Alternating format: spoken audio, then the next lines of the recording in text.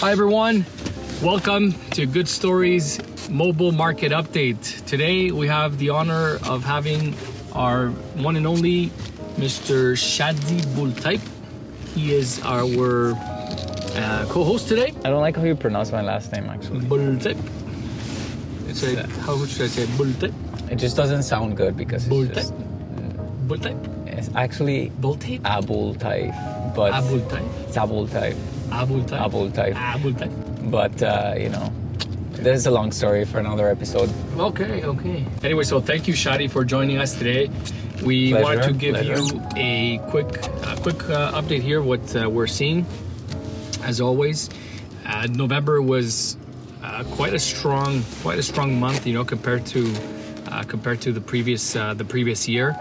We're also catching up to the 5-year average, and the 10-year average. We're actually beating it by quite a little bit. As you know, we had a pandemic in between over the last 5 years and over the last 10 years too. So if you're looking at those averages, they're a little bit skewed with the pandemic. But even with that being said, we're still fairly close to the 5 and 10-year average here. If we look at all the stats, there's definitely an improvement. When you compare it to the end of 2023, when the rates were still fairly high, etc.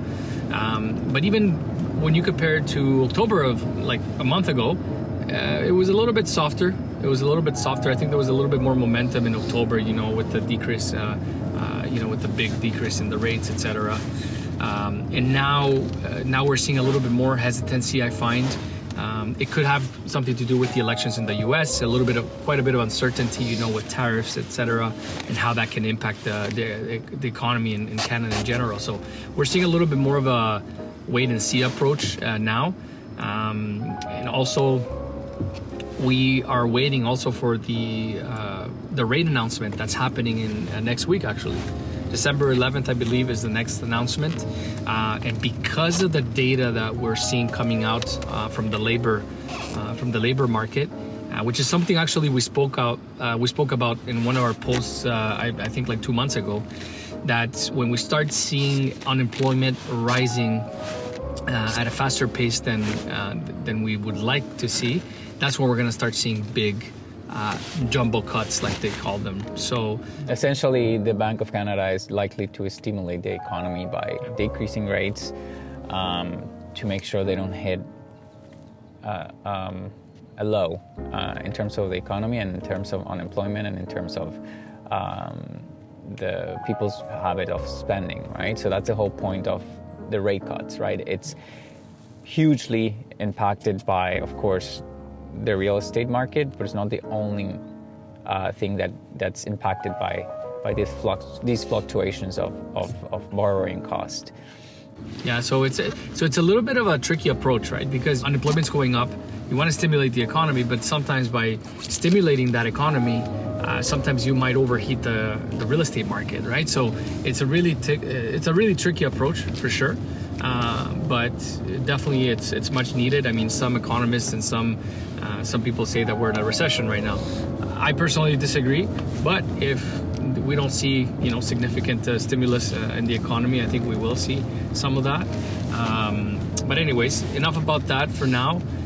What are you seeing right now, Shadi? Like, what are buyers looking for? What are sellers looking for these days? Yes, of course. So there's a lot of what you mentioned about the uncertainty and the wait and see due to the results of the elections, and of course that comes with different policies. Whatever your political inclination is, the reality is it's change, and when there's change, the economy could be impacted, is impacted.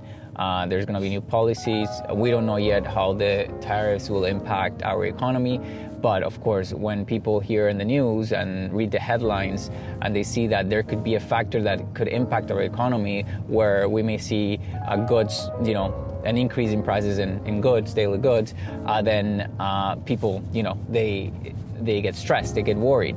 But essentially what we're seeing right now in terms of the real estate market specifically, at least what I've experienced is a lot of people are, those buyers that are looking to buy, that wanted to move before the year end, are, I guess, speeding up that process because they want to move in, they want to get it done. and no one really wants to move over the holidays. So we've seen a little bit of that, but then we've seen also a lot of people making a stop move where that's a bit contradictory, stop move, but they're actually putting a pause to their search, or they're not as serious because of what will happen. We are hearing a lot of economies and experts saying that we may see variable rates be lower than fixed rates, which is what historically is the norm, right? So we may be getting closer to that environment where variable rates are once again lower than fixed rates. Yeah. In fact, fixed rates, for example, went up, but that doesn't mean that that we may not see a decrease by the Bank of Canada in the next announcement. So they both behave differently, and there's different factors that impact fixed rates, and it's more short-term factors. And then we see Bank of Canada making action based on long-term effects, right? So the economy is something very interesting. Of course, we have basic understanding of it. We're not experts, we're not economists, but we educate ourselves as much as we can to bring you this information in. And of course, if you have an opinion or if you have something we don't know, feel free to, of course. We're happy to hear. We're happy to hear what share your comments. If we say something that you think is not correct, again, we're not economists. Feel free to. I am an economist. You are not. Oh, you are an economist. You're an economist. Yeah. By title, yeah. By title, yeah. I'm more of a realtor than an economist. But anyway, it's not. Bachelor of Econ from Carleton University. Thank you very much. Make sure you put his certificate on somewhere on the screen. I'm gonna send you a picture so you can post. Probably all wrinkled and stuff. Yeah. Coffee stains. I have it somewhere. So anyway, feel free to share your comments, of course, and remember, economists are also, although they are experts, they're providing an opinion based on what they see. No one really knows. No one has a crystal ball, really. No one really knows what's going to happen. And the reality is there's talks about the tariffs and all these things.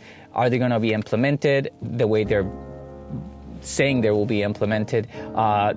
Based on my understanding as well, is that there's conditions to this. It may not happen if Canada complies with certain, requirements that the United States are asking. So there's a lot of factors that may impact the result of, these policies being applied. Yeah. And there's other things we may not know yet that could happen. So that uncertainty, of course, does not help build confidence of the consumer. What it does is creates more uncertainty. The one thing you mentioned, something about variable rates and how variable rates could go actually, they could go under the fixed rates, which is actually historically, like you said, the case. So it's interesting that you mentioned that, because just today we got a rate update from one of our trusted mortgage brokers, and Chris Allard and his team. They send a weekly update on Fridays, which is great. And we saw that fixed rates actually went up as compared to the last few weeks. So if you're buying, a property, insured, uninsured, etc., your fixed rates are actually, because of that uncertainty that Shadi was talking about, they're actually on an upward trend over the last few weeks. So that's something to keep an eye out for, right? Like if you want the stability of a fixed rate, it doesn't mean you have to buy tomorrow, but reach out to your mortgage broker, reach out to your bank, and make sure that you lock in a rate. Make sure you lock in that rate. Most institutions will lock you in for 90 to 120 days. If you are buying a new construction property, certain banks actually will lock in your rate until you get the new possession of that property in a year or two. So make sure you're just hedge your bets. If you are looking into getting into the market, whether it's now or in 3-4 months, in the spring, a lot of the conversations we're hearing are, hey, we're waiting until the spring, which is great. Just make sure that you're prepared, on the financing side, and also keep an eye out, because the right property might pop up in the winter. There might be more opportunities over the next 2 months in terms of purchasing. You don't want to be one of the flock, right, to go in the spring. You have 1,000 buyers in the spring, you have 500 right now. Who's going to get the better price, right? So those are just obviously ballpark numbers, but just keep that in mind. And if you don't have a trusted broker, let us know. We'll put you in contact with one of them. Just adding to what you were saying is precisely, for example, months of inventory are up. We're at 3.8 months of inventory, which is higher than what we saw last month, which means things are not as competitive as maybe they were in November or October, and it's because things tend to slow down in December. But that doesn't mean there's no new opportunities. There are listings out there. There are sellers that are looking to again wrap things up before the holidays. So there's great opportunity. So if you're someone that is actively looking to buy and is just putting a pause to wait until the new year, remember the market does not take days off. So take the opportunity to go out there and look at options, because you may be missing out on a great opportunity, and you may be missing out on great chances of negotiating from a good purchase. In my opinion, at least, this is just my opinion, December and July are typically really good months to buy, simply because there's other priorities, right? There's less buyers out there.